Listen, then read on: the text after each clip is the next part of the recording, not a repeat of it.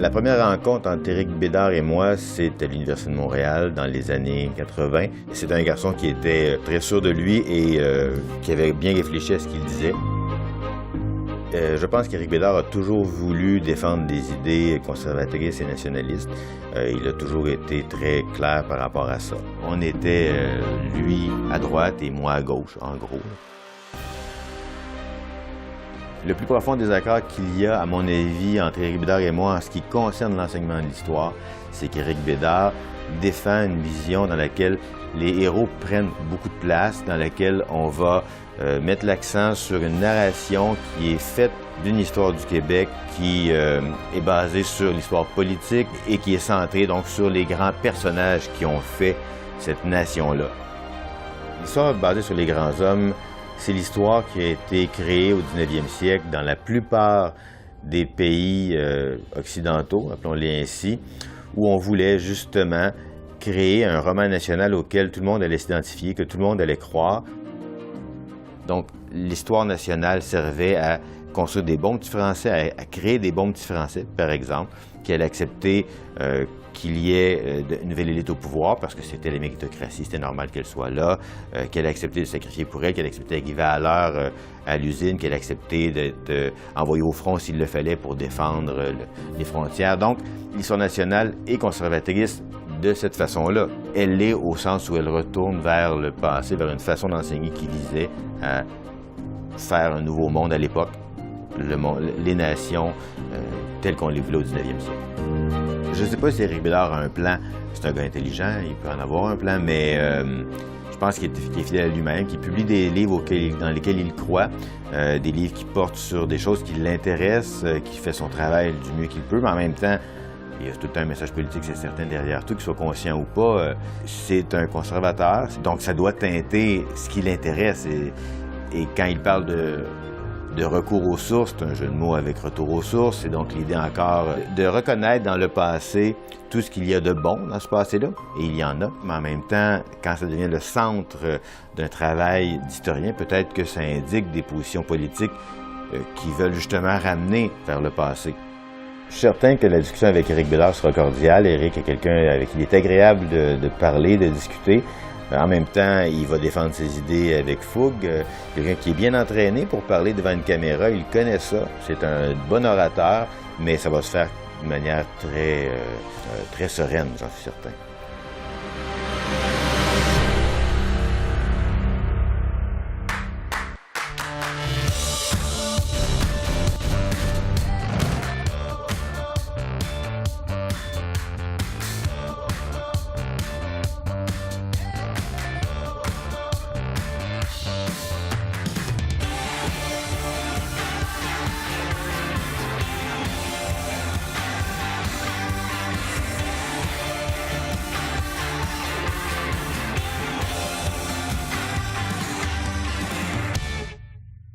Comment enseigner l'histoire du Québec? Je vous présente tous les deux. Marc-André Etier, professeur à la Faculté d'éducation de l'Université de Montréal. Vous êtes spécialiste de la didactique de l'histoire. Je nommerai quelques-uns de vos livres récents, entre autres « Quel sens pour l'histoire ?» un livre que vous avez dirigé avec plusieurs collègues, et un livre quand même un peu plus polémique, « La guerre culturelle des conservateurs québécois ». On vous doit aussi un autre livre, « Les fondements de l'éducation » aux éditions Multimonde en 2015. Éric Bédard, professeur d'histoire à la TÉLUQ. On vous connaît pour votre livre « L'histoire du Québec pour les nuls ». Votre livre très sérieux et très universitaire, « Les réformistes », sans oublier un livre plutôt particulier, « Recours aux sources », que les gens se feront un plaisir de lire, j'en suis sûr. Et si je vous posais une question à tous les deux, pour commencer, il y a une formule qui revient de temps à autre, c'est le roman national. C'est une formule qui a été popularisée par Pierre Nora. Et vous, Éric Bédard, est-ce que l'enseignement d'histoire doit prendre la formule d'un grand récit, d'un roman national? Alors, le titre du précédent livre qu'a dirigé Marc-André, « La guerre culturelle des conservateurs », les gens qui mangent les enfants la nuit, là, et j'en ferai partie, des conservateurs nationalistes qui ont comploté pour revenir à un enseignement de connaissances de base. Je crois que la guerre culturelle a été déclenchée par un certain nombre de didacticiens ou de progressistes qui considéraient que l'ennemi à abattre à l'intérieur de l'enseignement d'histoire du Québec, c'était justement le roman national, c'était l'idée nationale. ça participe d'un contexte, hein, une sorte de soupçon qui pèse sur le phénomène national. C'est le repli, c'est ethnique, c'est dangereux. Hein. On sait où ça peut mener. Hein. Il y a toujours des soupçons. Hein. D'ailleurs, le mot ethnique revient dans un des textes du collectif que vous avez dirigé. Donc, c'est dangereux. Et donc, alors que je crois que ce qui était implicite, c'est que l'enseignement d'histoire, c'est sûr que c'est à la fois développer un sens critique, une autonomie intellectuelle, capacité de mettre à distance notre époque, de comprendre hein, d'où vient notre époque. Ça, je pense que personne ne mettait ça en cause. Mais en plus de cela, en plus de développer un sens critique, une connaissance, des connaissances pour outiller intellectuellement un élève, un citoyen en devenir, on voulait aussi transmettre quelque chose. Transmettre quelque chose d'un patrimoine, d'une identité, quand on dit roman national, c'est-à-dire de ces événements qui ont fait ce que nous sommes, si on est des Québécois, par exemple, mais ces événements importants qui ont fait ce que nous sommes.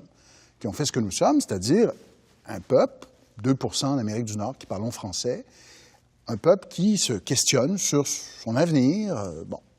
Un peuple qui aurait pu disparaître aussi, un certain nombre Et ça hante la mémoire collective. Donc, opposer roman national et enseignement critique, c'est ce qu'ont fait beaucoup de didacticiens, c'est ce qu'ont fait beaucoup de progressistes, en ciblant, alors qu'il faut chercher les deux, il faut chercher un équilibre entre les deux, un équilibre sain et important entre les deux. Donc, l'histoire, elle est connaissance, elle est développement de sens critique, elle est aptitude intellectuelle, bien sûr, mais l'histoire, c'est aussi identité. Et là, on a voulu opposer les deux, alors que je pense que personne ne souhaitait ça. Évidemment, ce que vient de dire Éric est plein de sens, comme toujours. On s'entend là-dessus. Mais il faudrait peut-être apporter une nuance de plus. Le fait que, le livre parlait pas seulement de l'histoire et de son enseignement, il parlait de bien d'autres choses. Il n'y avait pas de complot là-dedans, on n'a pas parlé de complot. Je ne vais pas faire une longue parenthèse là-dessus, je vais aller au vif du sujet, c'est-à-dire la question du roman national et de l'enseignement de l'histoire. Ce qu'on peut déplorer parfois, c'est qu'on cherche justement, et c'est de là l'expression roman national, si elle est juste, bien sûr, ce que l'on cherche par un roman national, c'est convaincre les gens qu'il y a une histoire qui existe en soi d'un pays qui est faite d'avance quasiment et que l'on retrouve en reculant.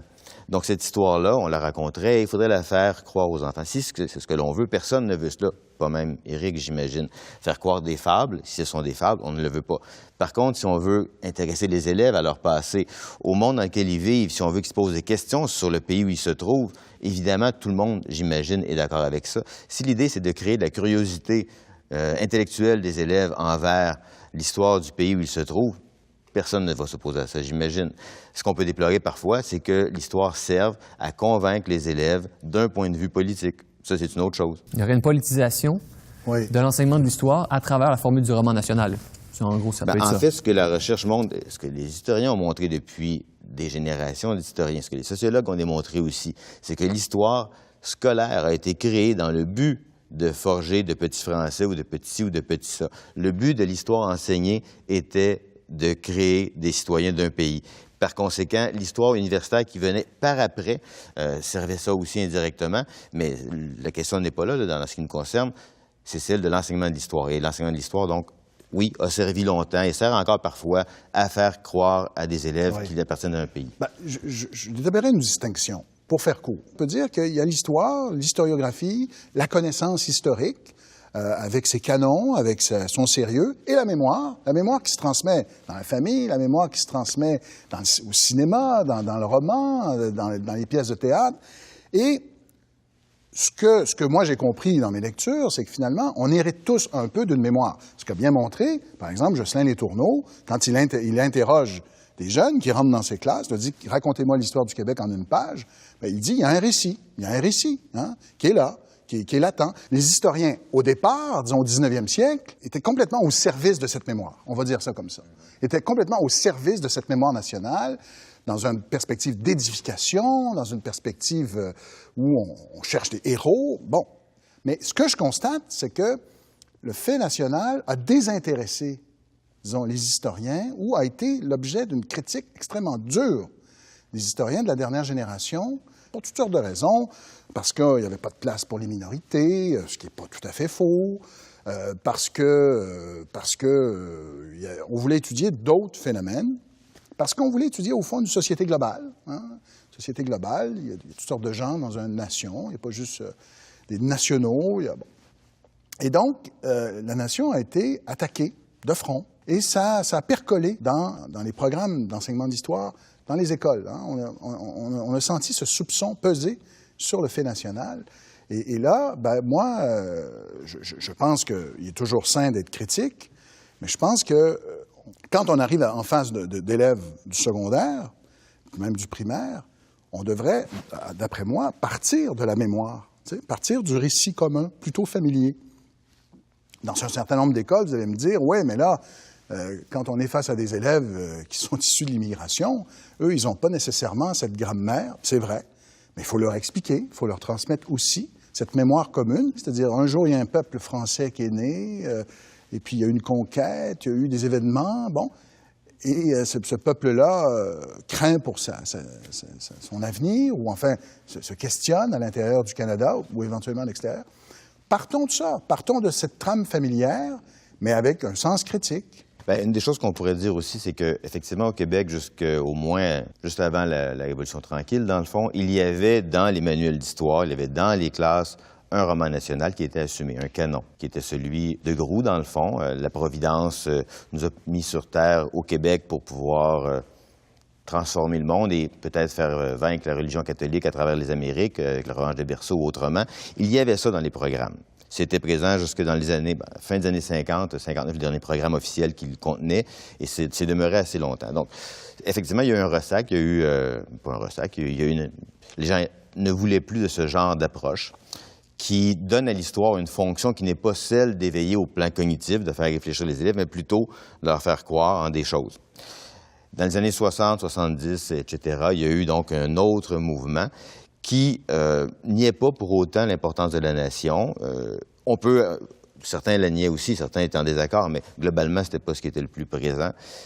Et ces programmes-là, jusque celui de 1900, des années 80, parlaient de la nation québécoise, pas nécessairement avec ces mots-là, ça peut être société québécoise, le mettait au centre. C'est resté en 2006 aussi, c'était présent aussi. La différence la plus grande, cependant, qu'il y avait, c'était effectivement, ce dont a parlé tantôt Éric, la question de l'esprit critique et puis de la volonté d'amener les élèves de manière explicite, en tout cas, à développer des habiletés intellectuelles qui seraient celles des historiens, qui seraient analogues à celles des historiens. Parce que seule l'école peut permettre de développer ça. La maison, le cinéma, etc., peut permettre de développer une appartenance, une identification, un intérêt pour de l'histoire, peut-être même des connaissances d'un certain ordre, mais il y a moins de chances, en tout cas, que tout le monde ait accès aux outils intellectuels qui sont ceux de l'histoire ou des autres sciences. Et l'histoire devait donc de plus en plus amener ça. C'était en tout cas ce qui était à l'ordre du jour dans les différentes réformes. Mais en fait, en 2006, la principale critique que plusieurs faisaient à ce moment-là était plusieurs ordres. Je le dis parce que le livre de Marc-André attaque la nouvelle mouture de ce programme. En 2006, je le rappelle, on prévoyait plus d'heures d'enseignement d'histoire, ce qui est excellent. Ça, tout le monde était content. Mais on avait un cours en secondaire 3 qui était chronologique et en secondaire 4 qui était thématique. Et les enseignants se sont plaints parce qu'ils disaient qu'il y avait beaucoup de redites. Et en secondaire 4, on avait cette approche métacognitive, comme disent les didacticiens. On voulait vraiment aller autour de thèmes, développer la pensée historienne. Alors, il y avait un problème avec ça. Ce qu'on souhaitait, c'est plutôt avoir une approche chronologique, mais sur 2 ans. Premier élément. Deuxième élément, deuxième critique de fond. Là, je ne suis pas tout à fait d'accord avec vous, Jean-Marc-André, sur la question de... Le Québec était présent. J'avais plutôt l'impression, on était nombreux à penser, qu'il s'agissait plutôt d'un cours d'histoire de l'Occident, des grands processus de l'avènement de la modernité en Occident. C'était l'histoire de l'Occident au Québec. Le Québec était un théâtre presque accidentel des grands processus de l'avènement de la modernité. Modernité industrielle, modernité libérale, et c'était ça la trame du cours. Et la dimension particulière de l'histoire du Québec, dans sa dimension plus tragique, plus politique, plus culturelle, elle était gommée. Par exemple, un événement comme la Conquête était gommé. Je donne cet exemple-là parce que ça avait frappé les gens. Il n'y avait plus les chronologies familières. 1608 n'était pas là, c'était 1500. On avait fait sauter cette trame justement pour dire, regardez, premièrement, c'est l'histoire de l'Occident, en gros, et deuxièmement, c'est les compétences qu'on veut développer. C'est surtout des compétences, plutôt que de la transmission de connaissances. Et ça c'est vraiment très fort dans la pensée des didacticiens. On ne transmet pas des connaissances, parce que ça, c'est la mémorisation. On a un bon ordinateur, toutes les informations sont au bout de la ligne, plus besoin d'apprendre par cœur.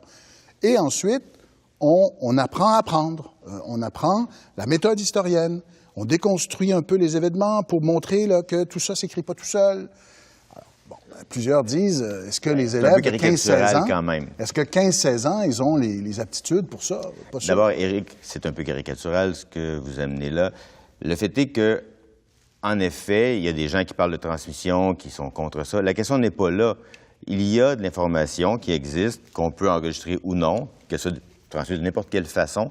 Pour apprendre, il faut qu'il y ait une interaction, il faut qu'il y ait un apprentissage. Pour savoir des choses, il faut qu'il y ait un apprentissage. Donc, quelle que soit la manière, s'il y a eu apprentissage, c'est donc qu'il s'est passé quelque chose. Personne ne remet en question le fait qu'il y ait une transmission. Il peut y en avoir une. Mais en fait, ce que l'on dit, c'est que ça ne se fait pas magiquement. Et qu'il faut qu'il y ait un travail intellectuel de la part des élèves, un travail conséquent. Ce travail-là peut être facilité par le fait que le récepteur et l'émetteur sont de la même culture, par exemple, et donc que l'on comprenne bien ce que disent les gens en face de nous aident à l'enregistrer, ça va de soi. On collecte les données, on les traite, bon, tout ça. Cette idée-là est présente, mais ça n'implique pas pour autant qu'il n'y ait plus de magistral, qu'il n'y ait plus de présentation factuelle. Ça dépend de ce que l'on veut faire, ce que l'on veut que les élèves apprennent. Si on veut que les élèves apprennent, si on veut qu'ils apprennent effectivement autre chose qu'une série de dates et de noms de personnages, c'est pas nécessairement mauvais de les connaître, d'ailleurs. Mais si on veut qu'ils apprennent autre chose en plus, il faut qu'on le leur fasse apprendre. Ils ne peuvent pas l'apprendre par magie. Il faut donc qu'il y ait un effort pour les amener à apprendre. Oui. Mais attention, j'ai juste une question pour être sûr de préciser les choses. Donc là, vous nous parlez de la réforme tous les deux de 2006. Oui. C'est une date importante dans l'enseignement de l'histoire. À l'intérieur du grand renouveau pédagogique. Mais je vous pose la question parce que vous êtes didacticien. Pourquoi fallait-il changer la façon d'enseigner l'histoire qui avait cours jusque-là? Est-ce qu'il y avait un problème fondamental? Bien, tout d'abord, il faut se rappeler qu'il y avait eu des États généraux d'éducation, qu'il y avait une demande qui avait été faite de la part des syndicats de plusieurs personnes, de plusieurs groupes de personnes, pour que l'on revoie le système d'éducation au complet au Québec, la fin des années 90. De ça, et de là est venue la réforme de 2006. Entre-temps, il y avait eu la commission d'études sur l'enseignement de l'histoire, qui était dirigée notamment par la Coursière. Et c'est de là qu'est sorti un peu la réforme de 2006. Est-ce qu'il y avait un problème? Enfin, les gens voulaient avoir un changement, ça c'est clair. Les gens voulaient avoir un changement. Notamment plus d'heures d'enseignement. Mais tout a été complètement détourné. Ça, je trouve que ça a été très bien démontré par Julien Prudhomme, maintenant un de nos collègues de l'Université du Québec à Trois-Rivières. Il a bien montré comment, politiquement, tout ça s'est organisé. C'est-à-dire qu'en effet, le gouvernement du Parti québécois de 1994, à l'époque, voulait donner un coup de barre, renforcer le nombre d'heures et l'enseignement de l'histoire, a demandé à Jean Lacourcière de piloter un comité. Mais très rapidement, ça a complètement, excusez l'expression, ça a chiré, ça a été dans une direction. Et même chose avec les États généraux. Moi, je ne pense pas qu'il y a personne qui s'est présenté aux États généraux qui voulait qu'on arrête le redoublement, qu'on voulait l'évaluation par soi-même, qu'on voulait le socio-constructivisme. Toutes les idées qui étaient à la base du grand renouveau pédagogique qui a mené notamment à la réforme de l'histoire en 2006. Mais il y avait des idéologues, des gens qui avaient un agenda, visiblement, qui attendaient leur heure, et ils se sont faufilés là-dedans. Pauline Marois a tout gobé ça sans rien questionner, et je me sens à l'aise de la critiquer puisque j'ai été milité dans son parti. Et même chose pour François Legault, il a reconduit tout ça, mais non, c'est un détournement de démocratie qui est assez triste. Je me souviens pas d'avoir lu des mémoires de parents qui disaient « oui, ça là, la fin du redoublement ou l'évaluation à partir de soi-même ou la pédagogie par projet, ce qui était le cœur de la doxa du renouveau pédagogique en 2000. Après ça, ils ont adouci parce qu'il y avait tellement de critiques qu'ils ont été obligés de reculer. Mais je me souviens pas de mouvements là, de parents et de la population qui souhaitait ça. Non, ça vraiment, non. Oui, bon, j'ai rien dit tel de toute façon. C'est une belle occasion de passer un message. La question, d'abord et avant tout, c'était celle la raison pour laquelle il y a eu la réforme des programmes d'histoire. Il y a eu une demande, il y a eu de nouveaux programmes, ils ont été effectivement proposés en 2006 et ils étaient assez différents de ce que beaucoup de gens s'attendaient à voir. C'est ce que j'ai entendu tantôt, puis je pense que c'était vrai. Comment ça s'est passé à l'interne, je ne le sais pas. Je n'étais pas mêlé à ça. Les politiques, c'est davantage M. Bédard qui s'en occupe que moi. Non, Julien Prudhomme, un article scientifique. Aussi, oui, je l'ai lu. Mais je n'étais pas là.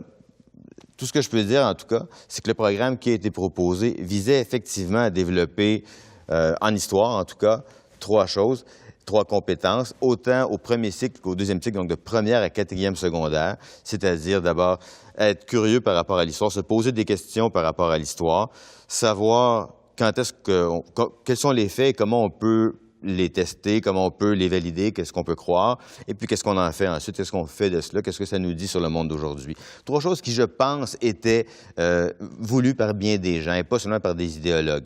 Cela dit, la forme qu'a pris le programme, elle peut être questionnable. Je suis un de ceux qui les a critiqués aussi, mais la question de base, c'était pourquoi y a-t-il eu de la réforme? Parce qu'il y avait une demande sociale, ça ne vient pas des sciences d'éducation. Peut-être certaines personnes étaient des sciences d'éducation, mais ça ne vient pas d'abord, en tout cas, de nous. Il y a eu une réforme du programme, et cette réforme du programme-là visait à ce qu'il y ait plus d'heures d'histoire. Ça a été fait. Au détriment de géographie, cependant. Personne, à peu près, n'a parlé de cela. Mais il y a eu moins d'heures pour la géographie. Moins d'heures sont accordées à la géographie maintenant. Au lieu d'avoir 200 heures, il y en a 50 seulement, 150 seulement. Ce qui est important, je crois, de comprendre, c'est qu'il y a eu 2006. Ensuite, il y a eu d'autres événements, entre autres des rapports auxquels vous avez contribué. Vous avez fait un rapport avec Myriam Darcy. Oui. Et il y a aussi le rapport de Gilles Laporte et de Myriam Darcy, qui ont voulu répondre, justement, je crois, à 2006. Et ça nous mène à votre livre, La guerre culturelle des conservateurs québécois. Je crois avoir bien identifié ce moment-là où vous parlez d'une offensive conservatrice pour réorienter le programme d'histoire autour d'un roman national, autour de la majorité. On pourra parler du rapport en question où on identifiait les mémoires et les thèses en fonction de leur titre et avec un découpage un peu étrange, on disait qu'il n'y avait pas d'histoire du Québec alors qu'il y en avait pour l'histoire des femmes, par exemple. On pourra en parler tantôt. Mais pour revenir à la question du conservatisme, il faut se rappeler qu'il y a eu des articles qui ont été publiés disant ça va très mal, on est envahi, on va se faire détruire parce qu'il y a la fête du sapin de Noël, je pense, je ne sais plus trop quoi. Des choses comme ça qui sont loufoques, qui sont sans importance, qui ont été montées en épingle. Il y avait, oui, effectivement, une guerre qui était menée. Évidemment, on parle de guerre de mots, là, c'est même pas les diadoques. Dans cette guerre-là, il y avait, entre autres, celle qui a été menée à propos des programmes d'histoire. C'est un parmi d'autres des nombreux champs de bataille qui ont été ouverts. Celui, donc, de l'enseignement de l'histoire visait à ce qu'on ramène, oui, la nation.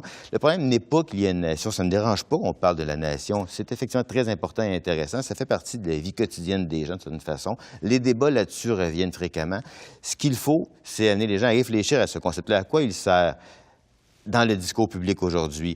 Quelle est la réalité de l'oppression nationale? Est-ce qu'elle existe toujours? A-t-elle existé? Moi, je crois qu'elle a existé, qu'elle existe toujours pour les Canadiens français. C'est pas la question. Mais c'est aux gens, on veut que les élèves, par exemple, se posent des questions là-dessus. La plupart d'entre eux ne s'en posent pas, ça ne les intéresse pas. Ça serait bien qu'ils s'en posent et qu'ils sachent, après ça, comment répondre à ces questions-là. Donc, le fait d'étudier l'histoire peut permettre d'apprendre à déconstruire, c'est vrai, déconstruire les questions telles qu'elles sont posées, mettre ses propres problèmes sur la table, trouver une façon d'y répondre. Et les élèves sont capables de le faire si on le leur enseigne. Il y a des études qui le montrent, qui peuvent apprendre ça. On le fait ailleurs, on va le faire ici aussi probablement. On essaie de voir à partir de quel âge les élèves peuvent lire des textes historiques, peuvent problématiser des questions de ce genre-là. Et c'est assez jeune parfois, beaucoup plus jeune en tout cas que ce que l'on fait ici pour l'instant, en général. Je généralise en disant ça, bien sûr. Luc Bédard, non, rien à ajouter. Qu'est-ce que ça vous fait d'être identifié aux conservateurs? Bon, alors, par quel bout prendre ça? Une des façons d'attaquer de front le roman national, pour reprendre l'expression, c'est de dire qu'il asservit les gens. Il enserre notre identité dans une perspective unique, monolithique. Hein? Alors qu'il y a plein de gens qui ont des identités de toutes sortes, que c'est une identité parmi d'autres. Et c'est contre ça qu'on en a. Et il y a cette idée que, et ça c'est très fort dans d'autres pays, pas encore tout à fait chez nous, mais c'est très fort en France ou ailleurs, qu'au fond, je dis ça, puis ça a été le cœur de l'œuvre de Gérard Bouchard dans les années 90. Au fond, si on a du mal à intégrer les nouveaux arrivants, ou nous, Québécois, c'est parce qu'on a un mauvais récit à leur proposer. Il faut revoir notre récit. mais le revoir de façon radicale. Hein? Par exemple, ne serait-ce que de dire que les Amérindiens sont les premiers Québécois, hein? Comme ça se fait au Canada anglais, les First Canadians. Au fond, on est un attachement plus grand au continent, on est des Américains. Ça a été beaucoup d'idées qui ont été développées par Gérard Bouchard, qui voulait prendre le contre-pied de Fernand Dumont, par exemple. C'est-à-dire que, comme on a un récit trop axé sur la référence, le mot de Fernand Dumont est important, la référence franco-québécoise, canadienne-française, ça exclut. Et si ces gens-là ne se joignent pas à nous, ben c'est parce qu'ils se sentent pas, ils se reconnaissent pas dans le récit. Donc, il faut réécrire l'histoire nationale, l'histoire du Québec, pour permettre l'inclusion. Il y a cette tentation au Québec qui est là. Et moi, je pense que cette épistémologie du soupçon, ce soupçon qui pèse sur l'histoire nationale, qui nous empêche de transmettre, en gros, cette espèce de grammaire qui fait ce que nous sommes, ben ça contribue à l'exclusion des nouveaux arrivants. Parce qu'ils ne savent pas où ils sont. Ils ne savent pas de quoi on parle. Ils ne comprennent pas. Ils n'ont pas les clés. Alors, il faut leur transmettre. En fait, aussi bien M. Bouchard que M. Letourneau proposent tous les deux des nouveaux récits. Ils proposent tous les deux, exactement ce que disait Éric tantôt. Tous les deux sont des constructivistes, à leur façon. Oui, c'est-à-dire que la mémoire nationale, ça peut se défaire comme un mécano. 3-4 colloques, une couple de livres, on va refondre la mémoire nationale. Là, ça va bien. Ce que j'allais donc dire, c'est que tous les deux veulent effectivement refonder la mémoire nationale. Tous les deux veulent proposer de nouveaux romans, de nouvelles fables. Bon, peut-être un peu fort comme mot, mais en tout cas, de nouveaux romans nationaux. On n'est pas obligé d'avoir un roman national. On pourrait juste demander aux élèves de réfléchir, d'apprendre l'histoire, de se poser des questions, d'être curieux, et c'est déjà énorme. C'est pas assez de toute une vie pour arriver à se poser des questions sur ce qu'est le Québec de toute façon. C'est un construit, le Québec. Je suis construiviste encore plus que ça, oui, moi. Là, oui. là. Bon, ben là, voilà, ça c'est un gros problème. Le Québec est un construit. Ben, donc, c'est une fiction. J'ai vu le mot dans votre livre. C'est une fiction. Non, un construit et une fiction, c'est pas pareil, Éric. Ça n'a rien à voir. C'est écrit, c'est un auteur qui soutient ça. Tant mieux, grand bien lui fasse. Ce que je dis seulement, c'est qu'une construction, c'est pas pour autant une fiction. L'histoire du Québec est une construction. Ça ne veut pas dire pour autant qu'il n'y a pas un passé, qu'il n'y a pas eu des événements qui ont eu lieu.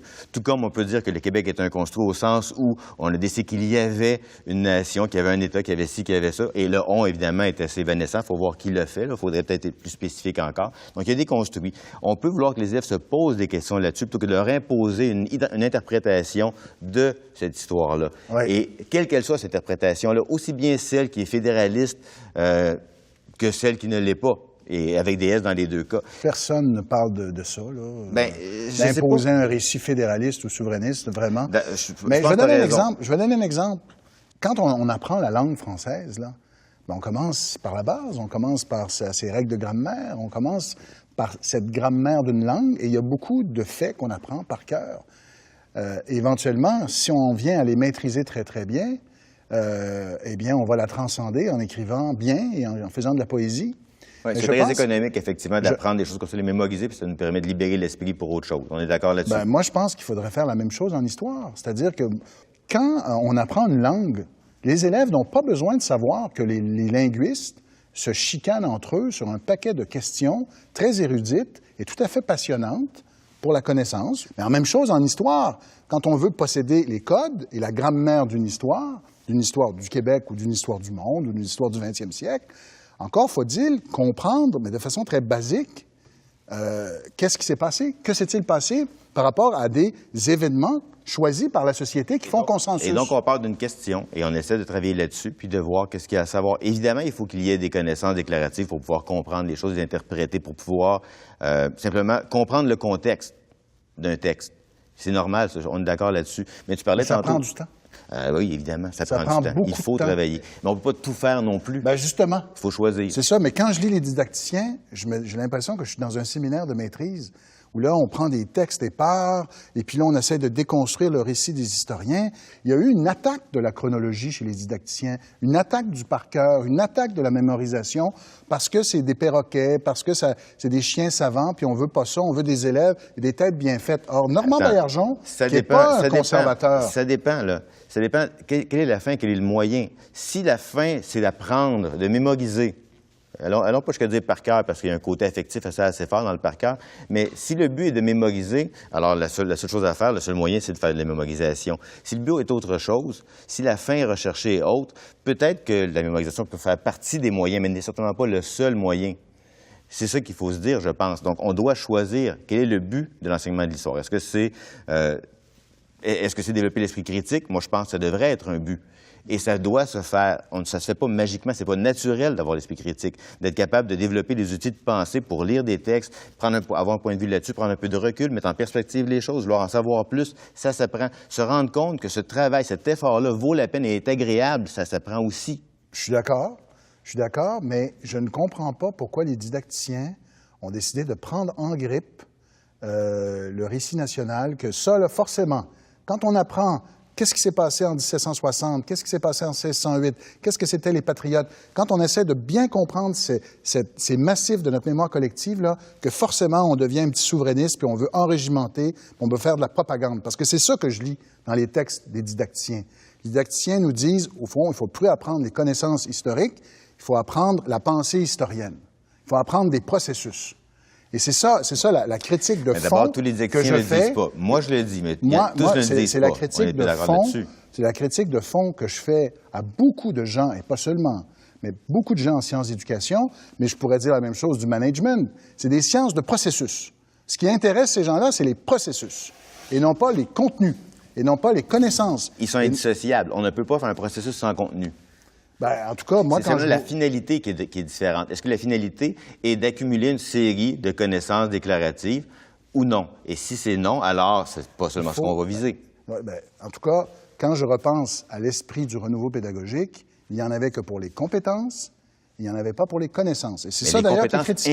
Les compétences incluent des connaissances. Non, ça ne se fait pas. On ne peut pas être compétent sans connaissances. Je comprends bien, mais quand on lit attentivement les textes, puis toutes les idées de pédagogie par projet, d'apprentissage, c'est clair que c'est dans cette direction-là qu'on allait. Et je pense que les parents et les citoyens du Québec étaient très, très réticents par rapport à ça, très sceptiques par rapport à ça. Mais il y a un grand éventail de penseurs différents qui ont dit des choses différentes. Quand on les met tous dans un même paquet, c'est facile de dire qu'il voulait dire telle chose, tout le monde. Oui. Hein? C'est des catégorisations qui sont peu efficaces, sauf quand on veut débattre, peut-être. Oui. Mais Marc-André, j'ai fait mon certificat en pédagogie. J'ai passé 1 an là-dedans, dans ce moule-là. Et mon souvenir que j'en ai gardé, puis ça se reflète dans les textes que j'ai lus par la suite, c'est qu'au fond, là, un bon professeur peut enseigner un peu n'importe quoi. Au fond. C'est pas ce que dit un didacticien, parce que par définition, la didactique, c'est l'apprentissage d'une matière particulière, d'une discipline spécifique. Je comprends, mais le discours général de mon année, ça m'avait beaucoup frappé, moi qui arrivais avec ce feu sacré pour l'histoire, c'est qu'au fond, un bon professeur enseigne un peu n'importe quoi et vous pouvez enseigner tous les programmes, c'est pas trop grave parce que c'est des processus, c'est des compétences que vous devez faire maîtriser à vos élèves. Alors, ça j'ai toujours un problème avec ça. C'est un peu comme ces gourous en management qui nous disent que on peut gérer un peu n'importe quoi pour peu qu'on ait une connaissance fine des processus. Donc, le savoir, la connaissance est un peu instrumental. Je profite de ce qui a été dit par Éric Bédard pour vous lancer une question. Il y a des gens qui ont accusé le renouveau pédagogique et surtout la réforme de l'histoire par la suite de dédramatiser l'histoire du Québec, de moins insister sur les événements conflictuels. Est-ce que vous trouvez que c'est une critique légitime? Est-ce que ça a été un objectif clair et assumé? Un des éléments dont parlait tantôt Éric, c'était le fait que, justement, on a débattu beaucoup à propos de la question du roman national et de la dédramatisation de l'histoire. Si on veut dire par là que les didacticiens voulaient camoufler les débats, les enjeux sociaux, voulaient faire semblant que tout le monde s'entendait toujours, non, c'est pas vrai. Ça, c'est pure invention. Cela dit, il y a peut-être des gens qui voulaient faire ça, mais pas les didacticiens que je connais, en tout cas. L'histoire comprend plein de choses, y compris des luttes sociales, des luttes nationales, et il faut en parler, ça fait partie de ce qui est important dans l'histoire, c'est ce qui fait qu'on s'intéresse à ça, c'est ce qui fait que le monde est ce qu'il est aujourd'hui et qu'on est dans ce monde-là. Oui, mais vous voyez, il faut tenir ça en équilibre. Mais je ne dis pas que c'est facile, mais il faut tenir en équilibre, en tout cas, je pense, histoire sociale et histoire nationale, ou histoire politique, en équilibre dans le sens suivant, c'est-à-dire qu'une société globale, c'est une société très diversifiée, avec des points de vue différents sur toutes sortes de sujets, avec des groupes qui portent des volontés de changement et avec des agendas contradictoires. Il faut témoigner de tout ça. L'histoire foisonne. Une société globale n'est pas consensuelle, une société démocratique en tout cas. Et ça, il faut témoigner de ça quand on enseigne l'histoire. Mais il y a eu des moments dans l'histoire d'un peuple où les choses pouvaient basculer, où là, la nation est mise en question. Bon, quand il y a une invasion, quand il y a une constitution qui est adoptée, même si les points de vue peuvent parfois diverger, mais c'est sûr que là, il y a un point de vue, il y a quelque chose qui se passe, qui met en jeu la nation, et on veut essayer d'expliquer ça aux jeunes, aux enfants, pour leur faire comprendre qu'est-ce qui fait qu'aujourd'hui, le Québec est une province du Canada, par exemple. Or, dans la première mouture de 2006, beaucoup de ces dimensions-là étaient vraiment gommées, esquivées. J'ai expliqué qu'il y avait plusieurs raisons à ça, notamment parce qu'on a un peu peur de la politique au Québec, on a peur du conflit. On mettait ça un peu sous le tapis, d'après moi. Mais il y avait aussi peut-être une insistance sur les dimensions sociales qui étaient peut-être démesurées ou les grands processus de la modernité. Mais on peut s'intéresser à l'histoire de la nation ou de quoi que ce soit à partir de l'histoire sociale comme de l'histoire politique. D'ailleurs, on n'est pas obligé d'exclure l'un ou l'autre. Mais l'histoire sociale, par exemple, quand elle permet de se demander comment vivaient les gens, ce qu'ils vivaient au quotidien, ce que les gens ordinaires faisaient, quand ils se mariaient, combien il y avait d'enfants, à quel âge ils mouraient en moyenne, de quoi ils mouraient, de quoi ils vivaient, qu'est-ce qu'ils faisaient pour vivre et pour travailler, bien, c'est intéressant. Et ça peut nous éclairer sur ce qui est différent et pareil entre hier et aujourd'hui. Et c'est tout à fait légitime. Ça dépend de la question qu'on se pose. Si on se demande pourquoi y a-t-il eu des injustices sociales, par exemple, pourquoi tels groupes sont-ils exclus ou pourquoi d'autres sont-ils inclus, il faut avoir des questions qui permettent de répondre à cette grande question-là. Il faut avoir un programme donc qui offre cette liberté-là. Ce que l'on aurait voulu, c'est un peu ce que l'on regrettait dans le nouveau programme, celui de 2016, c'est qu'il a pas ouvert davantage que celui de 2006 le champ aux enseignants. Il aurait fallu, à notre avis en tout cas, que les enseignants aient encore plus de liberté dans le choix des thèmes et des débats, qu'ils aient moins d'obligations prédéterminées par le programme.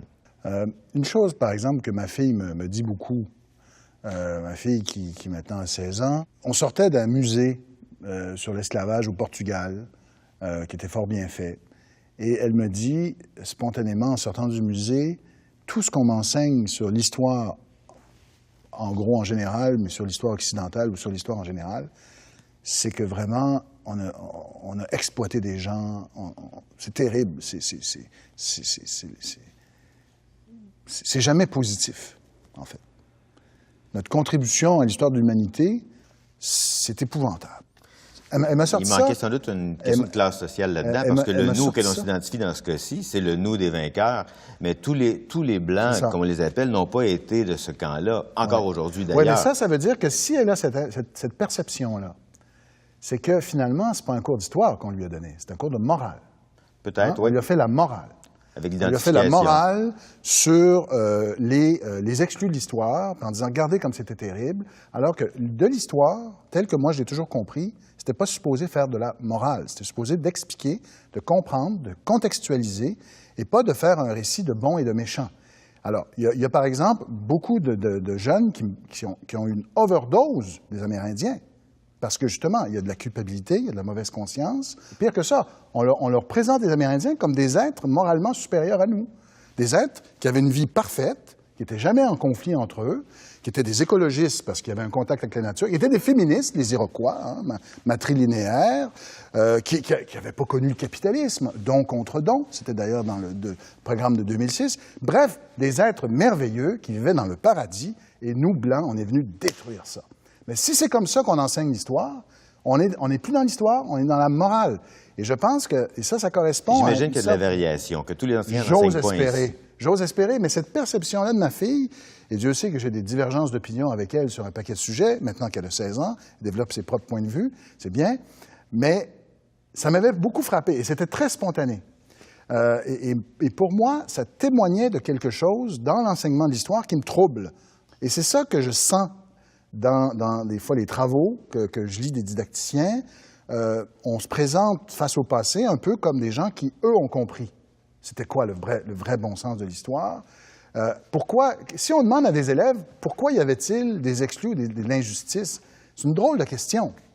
J'ai dit qu'on peut se la poser. J'ai dit qu'on peut se la poser. On peut se la poser, mais si C'est on pas aborde malsain. une époque en posant une question comme celle-là, ça part bizarrement. Pourquoi ces gens-là n'avaient pas compris que c'était si bien l'État-providence?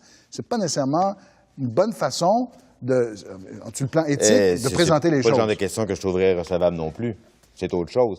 Mais on peut se demander pourquoi il y avait des classes sociales. C'est des questions qui ne sont pas morales, qui ne sont pas liées du tout à la volonté individuelle des gens, qui sont plutôt liées à des grands courants, des grandes structures socio-économiques. C'est des questions qui sont intéressantes, il me semble. Les amener comme ça, peut-être pas si intéressantes que ça, cependant, pour les élèves. Il y a des façons de les amener. Mais sûrement qu'on peut se poser des questions sur ce qui se passe aujourd'hui et qu'à partir de celle-là, on se rende compte de l'importance de regarder ce qui s'était passé auparavant pour mener à ce qu'on a aujourd'hui. Pourquoi il y a tel phénomène de nos jours? Ça amène des réflexions sur le passé. Il faut se rendre compte qu'on doit regarder dans le passé. Et donc, ça ne veut pas dire prédéterminer la réponse et dire ceci est le bien et le mal, mais plutôt donner l'occasion de réfléchir. Mais là-dessus, la critique que je ferais, elle déborde, disons, les programmes d'enseignement. Elle est par rapport à notre époque. J'ai souvent ce sentiment que notre époque regarde le passé avec une sorte de sentiment de supériorité morale. Hein? Pauvres imbéciles, ou quelle époque horrible. Et alors que, autrement dit, ce qu'on reprochait à un groupe, notre maître le passé, hein, l'âge d'or est derrière nous, nous sommes dans la décadence, ben là, on est dans l'extrême inverse. Ouais, un peu comme Artaud dirait. Là. On est dans l'extrême inverse. Notre époque, c'est l'aboutissement incroyable de luttes menées par des groupes courageux de tous ordres, sauf peut-être les Amérindiens, hein, dans Story of Us, par exemple. On a tout réglé nos problèmes. En gros, tout le monde est reconnu. On a une charte des droits et libertés qui nous protège, merci. Bon, il y a les Amérindiens, là, mais on va y travailler, là. On y est presque. Donc, nous sommes la fine pointe, le dernier stade de... Et c'est ce qu'il faut arriver à déconstruire. Il faut oui, prémunir les élèves contre cela. Ça, c'est le présent. Il faut prémunir les élèves contre ça, justement. Oui. Et c'est pas en leur apprenant à accepter quelque interprétation que ce soit qu'on va arriver à les rendre plus critiques par rapport à des interprétations diverses qui leur sont proposées à des fins de consommation en tout genre. Mais je pose la question, certainement pas. En fonction de ce que Éric Bédard dit, là, qui est assez dur en même temps avec les pédagogues et les didacticiens de l'histoire, est-ce que vous trouvez que les didacticiens se laissent instrumentaliser ou ont instrumentalisé l'enseignement de l'histoire pour offrir une sorte d'idéologie politique qui ne dit pas son nom? Est-ce que la situation est là? Je le répète, tout est politique, tout est idéologique, mais en tout cas, ceux avec qui j'ai co-dirigé le livre, ce que nous voulions, c'était pas ça. Ce que l'on veut, c'est que les élèves puissent avoir les outils de pensée pour se libérer, pour penser par eux-mêmes, pour être autonomes. Donc, pas qu'on leur amène une version de l'histoire qui nous semblerait la bonne, parce qu'évidemment, on a des opinions. J'en ai des opinions sur ce que c'est que l'histoire. Mais on veut pas, au contraire, on veut pas qu'ils se disent « voilà ce qu'il fallait penser, voilà ce qu'il faut penser ». On veut qu'ils arrivent à leur propre conclusion. On veut pas non plus, selon parlait tantôt Éric, on veut pas que les élèves se disent « c'était pourtant évident, il y avait qu'à ça, il y avait qu'à faire ça, pourquoi ils n'ont-ils pas pensé ». On veut qu'ils se rendent compte que dans le contexte de l'époque, c'était normal qu'il y ait tel et tel événement. Ça veut pas dire que tout le monde est en accord avec ça. Mais l'esclavagisme, par exemple, dans la haute Antiquité, on peut comprendre pourquoi il existait. Ça ne veut pas dire que tous les esclaves étaient d'accord avec l'esclavagisme, ni qu'il n'y a pas eu des rébellions contre ça, mais au moins comprendre pourquoi c'est un phénomène qui n'était pas absurde. Pourquoi il n'est pas absurde non plus de penser de telle ou telle manière à telle ou telle époque. On veut que les élèves puissent penser ainsi. Et pour ça, il faut qu'ils travaillent. C'est pas simple, c'est quelque chose de très difficile. Tantôt, Éric disait combien, justement, c'est ambitieux ce que l'on propose, et il a raison. C'est très ambitieux. Mais si on veut arriver à ce que ça fonctionne, il faut mettre les moyens pour le faire. Il faut prendre le temps, il faut avoir l'énergie, il faut donner la liberté aux profs de le faire. Ça se fait pas magiquement. Et si on continuait sur ce qui semble vous diviser? Ça pourrait être une bonne idée. Le filon a l'air assez long à ce sujet-là. En histoire, il y a des gens qui accordent une importance plus grande aux grands hommes. Napoléon. Du côté québécois, on pourrait parler de René Lévesque, des personnages plus grands que nature. Est-ce qu'on accorde trop d'importance aux grands personnages politiques quand on parle d'histoire en général? Bien, c'est certain que c'est quelque chose qui intéresse beaucoup les gens. Les biographies intéressent beaucoup les gens, donc il n'y a pas de mal à en parler. Mais ça dépend encore une fois de ce que l'on veut que les élèves apprennent. Là, on parle d'enseignement de l'histoire au secondaire. Si on veut que les élèves apprennent à idolâtrer des individus, on pourrait peut-être essayer de monter sur des piédestals différents personnages et en parler, montrer combien ils sont extraordinaires. Mais je pense que ce qu'on veut d'abord faire, c'est leur faire quelque chose qui est plus large que ça, qui inclut aussi la vie des gens ordinaires. Et évidemment, les gens ordinaires sont en interaction avec des gens qui sont au pouvoir, qui sont connus, etc., Et le mot ordinaire peut paraître péjoratif, mais il ne l'était pas. Donc, on peut s'attendre à ce qu'on parle de ces questions-là, mais je pense qu'on en parle déjà beaucoup. On n'a pas besoin d'en parler beaucoup plus. Au contraire, on devrait parler davantage de ce qui fait la vie quotidienne des gens ordinaires, de l'histoire d'en bas, finalement. Donc, les rapports sociaux, comment vivaient les gens au quotidien, qu'est-ce qu'ils faisaient, quels étaient leurs loisirs, comment ils se délassaient, qu'est-ce qu'ils lisaient, comment ils étudiaient, qu'est-ce qui se passait dans des maisons. Ce genre de questions-là devraient être plus présentes, il me semble. Et ça pourrait intéresser les élèves. Oui. Moi, je crois beaucoup à la valeur des personnages en histoire. Premièrement, la valeur heuristique, la connaissance. À travers un personnage, on apprend énormément de choses sur la société. Hein? La société qui a engendré ce personnage, ça dit énormément de choses et ça incarne les choses. Mais je vais pousser plus loin, et là je vais choquer Marc-André. Je crois à la valeur du modèle, oui. Je pense qu'il y a des personnages qui sont des modèles. Je crois, moi, que la gratitude pour des personnages qui ont fait de grandes choses, là, la gratitude, c'est un très beau sentiment. Personnellement, là, je crois ça. Quand on a une forme de reconnaissance, de gratitude pour des personnages qui ont créé des institutions, qui ont été courageux, qui ont pris des risques, moi, je pense que ça peut nous inspirer, oui. Et quand on lit une biographie, ce qui nous fascine souvent, c'est que ces grands personnages dont on voit juste ce qui ressort, c'est le côté héroïque, par exemple, ou le côté extraordinaire, hors du commun. Mais on découvre en lisant leur vie qu'ils ont eu des moments de doute, qu'ils ont eu ils ont eu des choix parfois difficiles, ils ont eu des épreuves. Et malgré tout ça, ils ont réalisé de grandes choses. C'est très inspirant. Mais il y a toute une historiographie marxiste, l'école des annales, qui riait de ça, qui tournait ça au ridicule, parce que ces gens-là prenaient le contre-pied des panégyriques, vous savez, de ces histoires saintes où je peux comprendre qu'on ait voulu en revenir.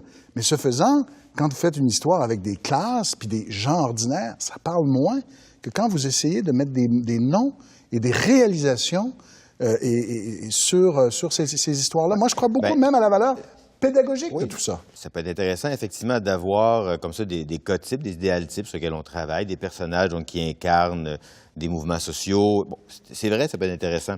Mais malheureusement, ce qui a été conservé la plupart du temps, ça reflète seulement ce qu'une partie de la population a fait. Et c'est pas la partie qui représente le plus l'ensemble de l'humanité. Donc, on a des grands personnages qui sont les gens du pouvoir, dans le fond. Pas nécessairement. Pas nécessairement. Prenez André Lévesque, là. Elle a le droit, parce qu'elle fait la biographie d'une communiste, Jeanne Corbin, ça va vous intéresser, ou encore d'Eva Circé-Côté. Ouais. Alors là, la biographie, c'est, dans le fond, les femmes qui sont les pionnières des grands mouvements d'aujourd'hui. Bon. Ouais, faire attention de ne pas non plus déphaser les choses qui est seulement certaines partie de la population, et là, qu'on ait une image fausse, des distordus de la réalité, puis qu'on sous-estime la difficulté de la tâche, par exemple. Oui, bien, c'est vrai. Donc, ce que je veux dire, c'est que les biographies, les dernières biographies, mais on va jamais reprocher à André Lévesque de faire, dans certains milieux à l'université, de faire la biographie d'une femme que personne ne connaissait, Jeanne Corbin, parce que c'est une femme communiste. Bon, ça va, ça peut passer. Mais là, de faire la biographie d'un homme blanc premier ministre, ça, non, là, franchement... Il y en a quand même eu beaucoup, hein? Oui, ça n'a plus beaucoup la cote. Ça n'a plus beaucoup la cote, malheureusement, dans le milieu universitaire, mais je pense que pourtant, c'est un genre qui aurait tout à fait droit de citer. Et je me propose d'en écrire, moi aussi, éventuellement. En fait, c'est que souvent, quand on s'intéresse aux personnages politiques, on s'intéresse... lapsus, quand on s'intéresse aux grands personnages, on s'intéresse aux questions politiques presque exclusivement, et on oublie d'autres questions. Mais on pourrait faire l'histoire autrement. La biographie de Saint-Louis, par exemple, tous les nouveaux historiens ont fait des œuvres qui permettaient de voir l'individu dans son milieu et comment il reflétait ou non son époque. C'est intéressant, mais donc j'ai rien contre en partie, pas en partie, j'ai rien contre en particulier les grands hommes, mais il n'y a pas que ça. Et trop souvent, l'histoire est réduite à cette partie congrue. Donc, on devrait ne pas trop mettre l'accent là-dessus parce que c'est déjà en masse fait, à mon avis. Mais c'est en masse fait peut-être dans le cinéma ou à la télévision, mais je pense qu'on ne devrait pas négliger ça à l'école sans faire juste un panthéon là, de grands personnages. Je comprends l'idée. Et puis, on peut montrer qu'un personnage qui a fait de grandes choses a peut-être aussi erré ou n'a pas toujours été à la hauteur de l'image qu'on a conservée de ce personnage-là, ou a eu des contradictions. Si on pense à quelqu'un comme Louis-Joseph Papineau. Louis-Joseph Papineau, c'est un personnage intéressant, mais un peu ambigu. vécu, hein, bon, qui va signer un manifeste annexionniste. C'est un peu troublant pour des indépendantistes des années 60 de s'associer à un personnage qui voulait qu'on s'annexe aux États-Unis, à eux qui étaient souvent très anti-américains. Bon, mais ce qui peut être intéressant aussi parfois, c'est de voir comment on a utilisé les grands personnages à certaines époques pour faire valoir des idées. Oh oui. Et pourquoi on les a mis de côté ensuite. De l'art des Ormeaux, pourquoi il y a eu ce piédestal qui a été monté pour lui et pourquoi après ça on en a descendu. Mais il y a aussi l'idée que lorsqu'on fait une histoire centrée sur les grands personnages, centrée, je ne dis pas que ce serait marginal ou à l'occasion, centrée là-dessus, bien alors on fait une histoire qui dit que l'agentivité est entre les mains des individus exceptionnels, que les gens ordinaires n'ont rien à faire pour changer l'histoire, ne peuvent rien y faire, doivent la subir, doivent suivre. Au contraire. Mais ça dépend comment on le fait. Voilà. Au contraire, on peut montrer que ce sont les êtres humains qui font l'histoire. Quand on insiste sur les individus ou des personnages, on ne dit pas que les gens suivent, on dit que ce sont des êtres humains en chair et en os avec toutes leurs imperfections et leurs contradictions qui peuvent changer le cours de l'histoire. Et oui, ça, non. Parce que moi, quand, si je suis quand un on jeune... regarde les manuels, par exemple, d'histoire de 4e secondaire d'il n'y a pas longtemps, les nouveaux, je ne les ai pas encore vus, on voit, par exemple, que c'est Jean Lesage qui a tout fait pour la Révolution tranquille. Alors que pourtant, il y a eu de grandes grèves qui, par exemple, ont amené des changements dans le monde de la santé, dans le monde de l'éducation. C'est pas juste le personnage qui a fait des changements, c'est pas que lui. Il n'était pas indifférent à ça, les personnages ont une place dans l'histoire, c'est sûr, mais on en donne trop de place pour ça, parfois. Et si on abordait, peut-être en terminant, un sujet quand même assez délicat, difficile même, la place de la majorité d'origine canadienne-française dans l'histoire du Québec. Quelle place doit occuper ce groupe culturel dans l'enseignement d'histoire? Est-ce qu'il doit occuper une place prédominante ou est-ce qu'il faut plutôt le ramener à un pied d'égalité avec les nouveaux arrivants, avec les identités plus récentes? Éric Bédard? Je pense que c'est Joseph-Yvon Thériault ou Jacques Beauchemin qui parlent d'une sorte d'intention nationale. C'est un peu comme... Je vais donner un exemple. Je pense que quand je donne cet exemple, ça clarifie les choses. Si vous faites l'histoire d'Israël sans parler du peuple juif, parce que vous dites, ben là, si on parle des Juifs, on ne parlera pas de la minorité palestinienne, on ne parlera pas de la minorité X, Y, Z. Hein, il ne faut pas trop parler de ça. Mais non, mais attention, il y a des minorités en Israël. C'est un peuple à peu près, même en termes de taille, de volume, de population, ça ressemble au Québec. Mais Israël, sans l'intention nationale juive, déclinée avec, oui, idéologiquement par un groupe sioniste, mais quand même, sans l'intention nationale juive, c'est un État incompréhensible. Vous ne comprenez pas ce que c'est, Israël. Bon. Mais de la même façon, si vous voulez comprendre ce qu'est le Québec, un objet que certains diront fictif ou construit, mais si vous voulez comprendre ce qu'est le Québec, vous n'avez pas le choix de vous attarder longuement et lourdement sur le groupe de référence, qui est le groupe francophone, bien sûr, français, franco-québécois, appelez-le comme vous voulez, mais cette majorité historique de culture et de langue française, forcément. Si vous voulez comprendre ce qu'est le Québec, hein, si quelqu'un débarque ici, n'est jamais venu mis les pieds au Québec, et il vous pose la question, mais qu'est-ce que c'est le Québec? Vous n'avez pas le choix de vous attarder là-dessus. Tout dépend donc de la question qu'on se pose. Et effectivement, c'est un fait sociologique, démographique qu'on ne peut pas éviter, qui est important, sans lequel on ne peut pas comprendre le monde d'aujourd'hui, du moins au Québec. Mais ça dépend des questions qu'on se pose. Encore une fois, il peut y avoir des questions qui font en sorte que cette division-là n'a pas de sens dans un contexte particulier. Une grève donnée dans un lieu donné, peut-être que ça n'a pas de sens de parler, de diviser ainsi les choses. Mais en général, c'est effectivement, c'est central dans l'histoire du Québec. Donc oui, il faut en parler, mais ça dépend dans quel but, pourquoi faire. Et ça n'exclut pas nécessairement les autres populations qui sont catégorisées de manière ou d'une autre, parce qu'on peut les catégoriser de différentes manières par rapport à la langue, par rapport à la religion, par rapport à la date d'arrivée. C'est, je vais le dire encore une fois, c'est un construit. Oui. Ça ne veut pas dire qu'ils ne sont pas réels, mais ça répond à une question, là, et c'est comme ça qu'on les voit à ce par moment-là, rapport à ce qu'on est. ça veut dire que ce que vous admettez, Marc-André, c'est qu'il y a quelque chose de substantiel. Il y a quelque chose de substantiel. C'est pas uniquement construit. Il y a quelque chose comme un groupe porteur qui a façonné l'histoire de cette collectivité qu'on appelle le Québec. Je dis ça parce qu'en France, il y a toute une controverse autour de l'histoire mondiale de la France, le livre de Patrick Boucheron, dirigé par lui, où il prend systématiquement le contre-pied de cette histoire. C'est drôle. Moi, je l'ai regardé, je l'ai lu en diagonale, je l'ai pas tout lu encore, mais tu sais, quand il parle de la Saint-Barthélemy, quand il parle de Marignan, je vois pas c'est quoi le problème. C'est vraiment comme l'ont fait toujours les historiens. C'est différent, c'est sûr, l'historiographie est plus à jour, tout ça, mais Il y en a qui se fâchent pour pas grand-chose, il me semble, là-dedans. De leur propre point de vue, je veux dire, d'après leurs propres critères. Je parle pas d'après les miens sur le boucheron, je suis pas dans ses chaussures. Et tout son groupe, parce qu'ils sont nombreux à avoir fait ça. Une histoire mondiale qui est très intéressante, d'ailleurs. C'est bien écrit, c'est comme un dictionnaire un peu, quand même. C'est vrai, c'est pas une histoire comme un roman qui part du début à la fin, mais c'est fort intéressant. Oui, oui, je ne dis pas que c'est pas fort intéressant, mais il y a une intention politique claire, à mon avis. Il y en a toujours, je pense. Oui, mais là, je veux dire, c'est même pas assumé. C'est ça mon problème avec ça, avec ce projet, c'est que c'est pas assumé clairement. C'est l'état de la recherche. Hein? C'est plus que l'état de la recherche, là. Il y a une ambition, il y a une intention. Moi, j'aimerais ça que ça soit clairement assumé, que ce soit dit. Marc-André Haïti, je pense qu'il y a beaucoup de gens qui n'aimeraient pas être dans vos souliers parce que quand vous faites de la didactique, vous faites attaquer par énormément de gens et peut-être de manière systématique, dans la durée. Alors, tous les groupes politiques vous encerclent et essaient d'influencer le programme d'enseignement de l'histoire. S'ils savaient le peu de pouvoir qu'on a, ils arrêteraient. Bon, ben d'accord. Bon, ben j'espère que vous avez apprécié cette conversation tous les deux.